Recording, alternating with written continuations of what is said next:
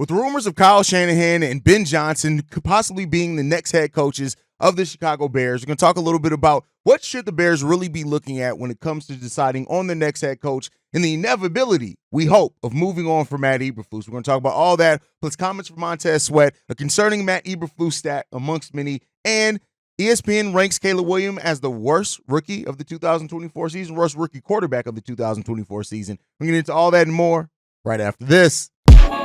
You are now tuned in to Chicago Bears Central, your number one place for all Chicago Bears news and content.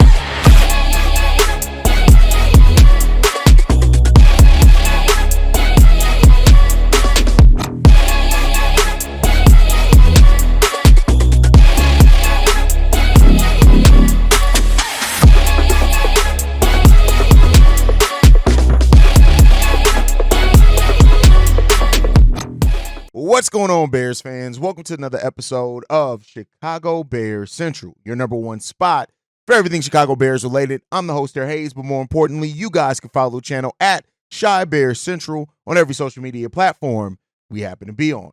Let's go ahead and get into it right now, man. So, of course, the rumors yesterday started popping up of Kyle Shanahan, which naturally came about from a lot of questions on why would the 49ers possibly move on from Kyle Shanahan in the first place. And many people have compared it to the Philadelphia Eagles moving on from Andy Reid, then going to the Kansas City Chiefs. So there is some precedent about that before. And the way that I look at it is this, is that when you're a team that has had success, the way that you measure it going forward is a little bit different, right? When you look at what the 49ers have been, they've been to 2 Super Bowls since 2019, right? And they haven't been able to get over the hump. And despite finishing the first in their division for the last 2 years, they do not have a Super Bowl title. And there are times, I'm not saying for sure, but there are times when those teams then look to say, hey, we got the roster. Let's move on and get a different voice in here as the head coach to maybe get us over the hump. So while I'm not saying that it should be expected by any stretch of the imagination for the San Francisco 49ers to move on from Kyle Shanahan, it is a possibility depending on how this season does end for them. They're already 5-5 on the season. It is above 500 record. And in no way I don't think anybody's saying that Kyle Shanahan is a perfect head coach. Just first of all, there's no such thing as a perfect head coach. So there are going to be Bears fans that look at the positives. There are going to be Bears fans that are more alarmed by the negatives of Kyle Shanahan. And that's just with every coach. Every coach is going to have their positives and negatives. You add that in with the rumors of Ben Johnson. Of course, you know, that came out around the same time things started going left for the Bears, that Ben Johnson wanted the job. He pursued the job. Then the Bears decided to, or he was kind of circling. He made it known that he wanted the job, but the Bears, decided not to move on from Matt Eberflus. Ben Johnson also reportedly turned down the Commanders job and decided to return and go back to Detroit as the offensive coordinator. And so, and there's even some that are tying these rumors together, basically saying that what if the 49ers move on from Kyle Shanahan because they bring in Ben Johnson, right? Which it is what it is when it comes down to that. Ultimately, to me, right, and I know there are some Bears fans that sit in the camp of you don't want a rookie head coach because it hasn't worked out for the Bears in the past. That's a valid point of view and perspective to look at it.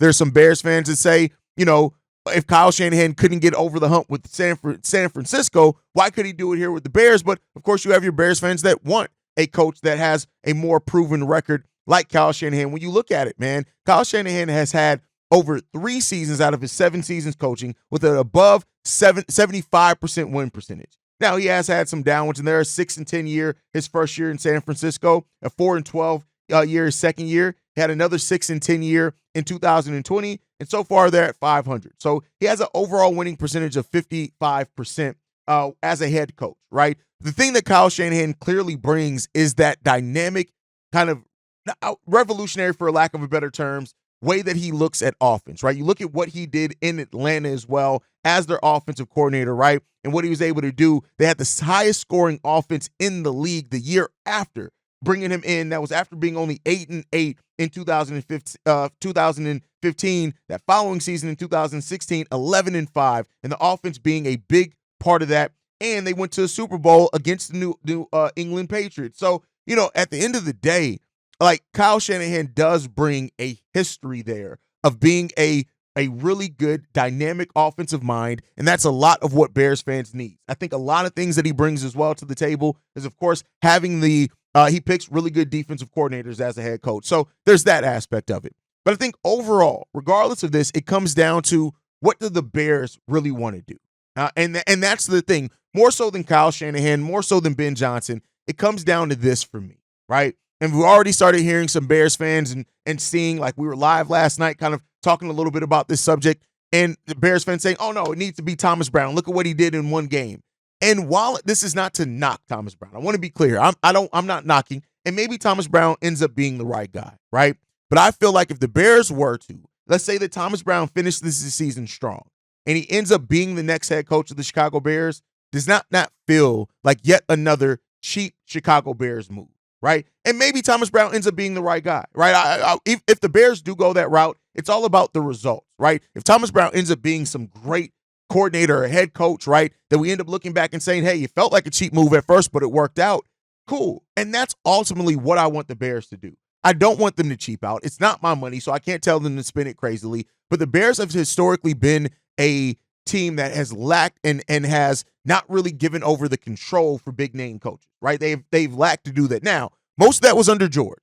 Maybe Kevin Warren has a different mindset. Maybe Ryan Poles, and seeing that kind of the ways and areas that he's even fallen short at, and maybe even losing Ian Cunningham at some point, maybe he does want a head coach that has more say and that wants more of a part to collaborate in more things outside of just coaching. Maybe he does want that. Maybe he's smart enough to understand that new perspective may be something that he needs. Yes, he can bring it as an executive. He can bring it as a former player, but maybe you do need, and the thing that this franchise needs is your head coach get the right head coach. And maybe we do need a head coach that has more say, that has more power, that wants more control, right? Maybe that's something that we need.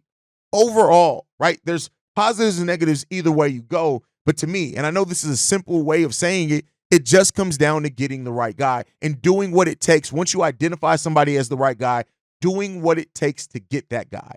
And that's where a lot of Bears fans have doubts over if this team is going to do what it takes to get the type of head coach that we need in here that we can win because of, right? And that's a fair statement. But the thing that I don't want Bears fans to do, right? And I've said this, I've been a victim of this, in the past as a Bear fan, is I don't want everybody to fall in love with the rumors. And then when those rumors aren't what ends up happening in reality, we're automatically met with a frustration or disappointment or animosity towards it. It could be completely possible that the Bears go out and find somebody that we haven't even thought about that ends up being the right coach for this team. There's a possibility of that, right? Again, there's going to be doubts regardless, and the things, but in what the Bears do, I just hope that they cast a wide net and that they take this seriously as it needs to be. And Ryan Poles needs to take it. You're not going to survive another head coach, Poles. And some Bears fans are thinking you shouldn't even get to decide on the next head coach. You should be out the door with Eberflus, right? But, at the end of the day, there are a lot of names that are going to be thrown around. There are going to be a lot of names. Once Matt Eberflus is fired in the offseason, there's going to be a slew of names. I just want Bears fans to not get caught up in the hype, in the rumors, in the news cycle, in the media, and what they're pressing, and just allow this Bears team to still hold them accountable, but go out there and get the right guy. Now, if they make a move that feels cheap, right, be pissed off about it, right? But still leave an open mind. Just like I said with Thomas Brown, if the Bears were to make Thomas Brown the next head coach, I'm going to initially be pissed off about it. Not because I doubt Thomas Brown, because it just feels like another sidestep by a Chicago Bears franchise that seems like they have not wanted to make the tough decision with getting a head coach that ups a standard, right? That was what it would feel like to me. That's my own personal view. Not saying everybody should share that view. That would be my personal view on it. But even with that view, I would still give him a chance and an opportunity to see what he can do. I would leave an open mind because maybe he can prove me wrong, right? Lincoln Riley's been somebody that's been mentioned. And while I would love Lincoln Riley to come in as an offensive coordinator, if the Bears do move on from Thomas Brown and he's not the permanent offensive coordinator or wherever else, I have my issues if he was to be given the head coaching job, right? College guys, again, they're used to being the GM and the head coach when it comes to college. So there's that aspect of it also. But overall, I think everybody's on the same page, knowing and understanding that we need a change, a drastic change at this head coaching position. It's going to be highlighted by something I bring up here in the next segment. But overall, I get it, the news cycle, and this is always what it's been with Bears. Bears coverage in the national media comes down to what they can get clicks from. That's just what it comes down to, right? So the Kyle Shanahan, the Ben Johnson rumors, I still look at those as this is what these outlets are doing to generate clicks. That's just my personal view on it. That's my personal feeling on how it feels like it's being covered right now. More so than it being like this thing that everybody's worried that the Bears get the right job and get the right coach and things like that. So overall, again, the coaching thing is going to be a really interesting topic for the Bears for the rest of the season. You're going to hear a lot of rumors when it comes down to it as well. And overall, like, I just hope that the Bears do the right thing in whatever that is, right? I have my thoughts and feelings, but I'll also leave it open to they can make something that's the right decision that ends up being maybe something that I didn't think that they should. And so I just don't want that to be the only focus. I don't want Kyle Shanahan, the Ben Johnson, to become what Jim Harbaugh has now for a lot of Bears fans. There's so many Bears fans that get triggered every time Jim Harbaugh does something. And every time that Matt Eberflus does something bad, oh, well, we could have had Jim, when really it was just a rumor. That's all it was. There was just a rumor. Like Ryan Poles and Kevin Warren said it. Like, no, he was never interviewed. He was never considered because the Bears they weren't going to move on from Matt Eberflus, right? So, we as fans sometimes can let ourselves get caught up in the rumors and caught up in the talk, right? And overall, I just want this Bears team to separate that and go out there and get your guy, because Matt Eberflus ain't it. He's not it. Trestman wasn't it. Matt Nagy wasn't it. At some point, you would like to think that the Bears are going to get somebody that's it. Like, God damn, please, we're waiting. Please go out there and get your guy, right? But I talked about and said that we're going to talk about a concerning thing. And this is just an interesting stat, and it just really highlights how uniquely idiotic Matt Eberflus. Idiotic, maybe that's a bit harsh, unlucky, whatever you want to look at it as. But the Bears had a 71.3% chance of winning on Sunday against the Green Bay Packers and lost. When you look at over the last 3 seasons, the Bears have blown 5 leads with a 90% chance or higher of winning that game. The odds of losing all 6 of those games is 1 in 68 million. 1 in 68 million. And Matt Eberflus and this Bears team found a way to lose all 6 of those games. That is the generational incompetence of when it comes down to with where we've been through coaching. And it's been bad decisions on the field. It's been bad decisions on the sideline. But overall, you got to look at that and say, that's not just bad luck. That's a trend, my boy. And while, yes, luck plays a part into trends as well, the trend of Matt Eberflus and the thing that we're seeing is Matt Eberflus is just not that guy. Matt Eberflus's decision-making in the stretch of games in the most important time continues to fail. When you see Matt Eberflus after in post-game press conferences, when he talks, it just makes you less and less. I've never really, in my time in being a Bears fan, never seen somebody who so consistently when they talk actually makes me believe in them less. That's where it stands right now. That's where this thing stems from. Matt Eberflus's decision-making is not good. Matt Eberflus's his critical thinking when it comes down to the moments, it's not good. He just isn't that guy to make those decisions. And while a lot, and I get it, but Matt Eberflus has been raked over the coals for the last 2-3 weeks, but it's deserved, right? It's deserved. The misery that Matt Eberflus is going through right now is via a lot part by his own decision makings. And when he gets on that podium after games, when he gets on that podium after to see lately, reporters completely rip Matt Eberflus apart and tear down every little bit of shred of things that he's tried to build over the last few years as far as confidence or whatever else. He deserves it to some degree. And I hate to say that about a guy who, listen, I'm sure Matt Eberflus is just out there trying to do his job. And I have no doubts about that. I don't think Matt Eberflus is out there trying to lose games. But the fact is, this is your job, and you're not doing your job well. That just is what it comes down to. And honestly, this may be the last time for a while that I talk about Matt Eberflus himself as a coach. I may talk about his decisions. I may talk about, coaching rumors and things that pop up. But at the end, we all know it. At this point, it's beating a dead horse. Matt Eberflus is that dead horse. It's done. It's over with. If the Bears keep Matt Eberflus on as a head coach after this, which is something that unfortunately is still reportedly a possibility, it's going to be one of the most bad decisions that we've seen. But again, it's not too shocking. Unfortunately, Matt Eberflus continues to deflect blame. Matt Eberflus continues to not understand the situations that he's in and take true accountability and basically saying, hey, I effed up on this. You keep trying to push these bad decisions that he's made and repaint them as they were good decisions. Even if you wanted to say, yeah, at the time I thought this, but in hindsight, we could have made a better decision. Say that. He doesn't do it, right? And so Hey, when it comes down to it, man, we all know what needs to happen at this point. Matt Eberflus, the record speaks for itself. The statistics speak for themselves. The wins speak for themselves. The losses speak for themselves. Matt Eberflus is not the guy. And when you look at leadership and what you expect from a leader, that's not what Matt Eberflus is bringing to this team at all by any shred of the imagination. So it's time. And if they don't, I need, like I said before, Kevin Warren, Ryan Poles, maybe even Jesus Levante Christ himself to come down and explain to me why Matt Eberflus keeps his job if he's still the head coach in 2025. I need in the 2025 season. I need to understand what thought process and evaluation went into you deciding to keep this guy, if that's the decision that's made here. And we'll see if it is. We'll see if it is, man. And we we will see. But with that said, Ben Solik with ESPN ranked the rookie quarterbacks, and he has said that Caleb Williams has had the worst rookie quarterback season of any quarterback in 2024, saying this: Williams has made plenty of prototypical rookie errors in his season with the Bears. He'll spray on routine throws. He'll get stuck on reads that he should have eliminated pre-snap and snowball bad plays in the worst ones. He's also shown several excellent traits and skills that are not typical of rookie quarterbacks at all. His high difficult throws can stack up against any elite quarterback in the NFL. With better play around him, Williams can clearly hang at the NFL level, and the ceiling will be defined by ironing out the snap-to-snap roller coaster he's currently riding.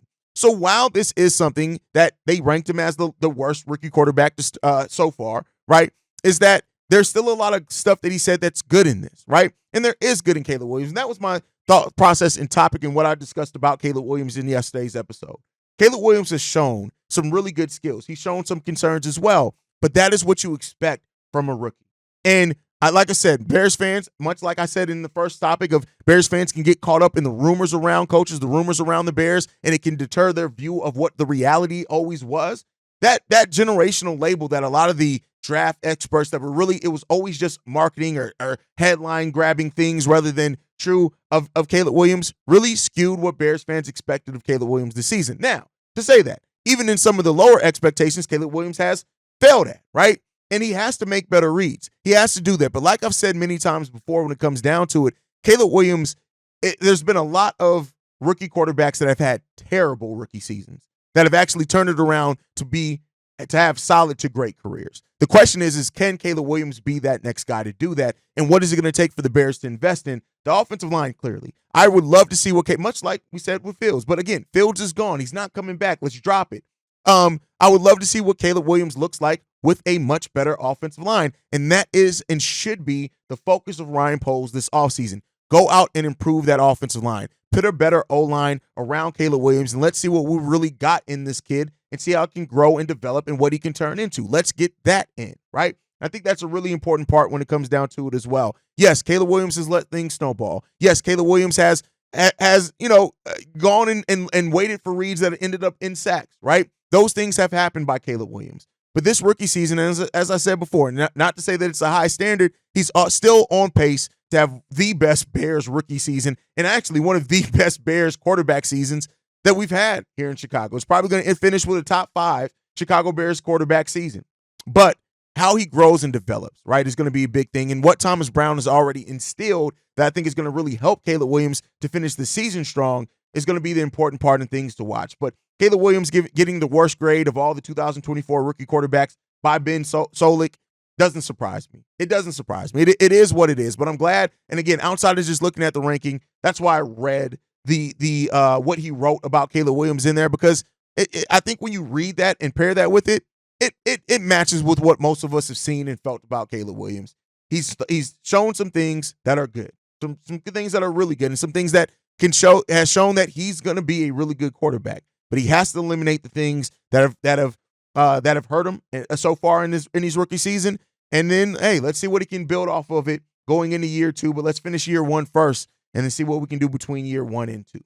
All right, before we go, we got some things to catch up on. The Chicago Bears did sign Adrian Colbert per Tom Pellericcio as well. We know what he is. We saw him on Hard Knocks. It's a guy that Ryan Poles cried about having to cut. But when you look at the injuries to Elijah Hicks and Jaquan Brisker, it makes sense that you're going to bring in a guy that you're familiar with. He's made some plays for you as well. He can come in, be a depth piece. And you know, it is what it is. Bringing a guy back that's a veteran like him, who's already familiar with the scheme, who has the right type of injury, has the right type of mindset.